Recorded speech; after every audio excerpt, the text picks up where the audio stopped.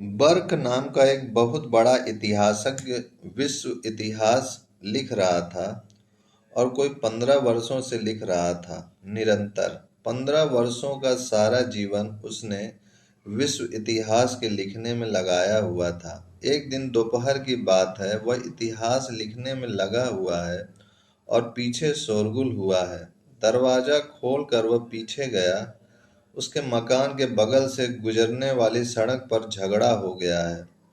एक आदमी की हत्या कर दी गई है। बड़ी भीड़ है, सैकड़ों लोग इकट्ठे हैं, आंखों देखे गवाह मौजूद हैं और वह एक एक आदमी से पूछता है कि क्या हुआ।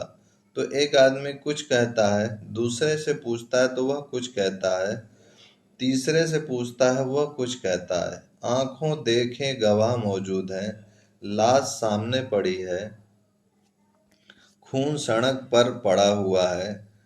अभी पुलिस के आने में देर है, हत्यारा पकड़ लिया गया है, लेकिन हर आदमी अलग अलग बात कहता है। किन्हीं दो आदमियों की बातों में कोई तालमेल नहीं कि क्या हुआ क्या, झगड़ा कैसे शुरू हुआ। कोई हत्यारे को जिम्मेवार ठहरा रहा है, कोई जिसकी हत्या की गई उसको जिम्मेवार ठहरा रहा है। कोई कुछ कह रहा है, कोई कुछ कह रहा है। वे सब आंखों देखे गवाह हैं। बर्क खूब हंसने लगा।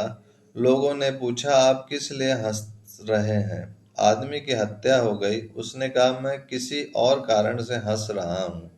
अंदर आया और वह 15 वर्षों की जो मेहनत थी उसमें आग लगा दी। वह जो विश्व इतिहास लिख रहा था और अपनी डायरी में लिखा कि मैं हजारों साल पहले की घटनाओं पर इतिहास लिख रहा हूँ।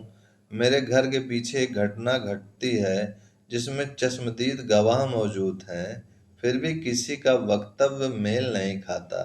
तो हजार हजार साल पहले जो घटनाएं घटी हैं उनके लिए किस हिसाब से हम माने कि क्या हुआ क्या नहीं हुआ, किसको माने, कौन गवाही है, कौन ठीक है, कौन गलत है, कहना मुश्किल है।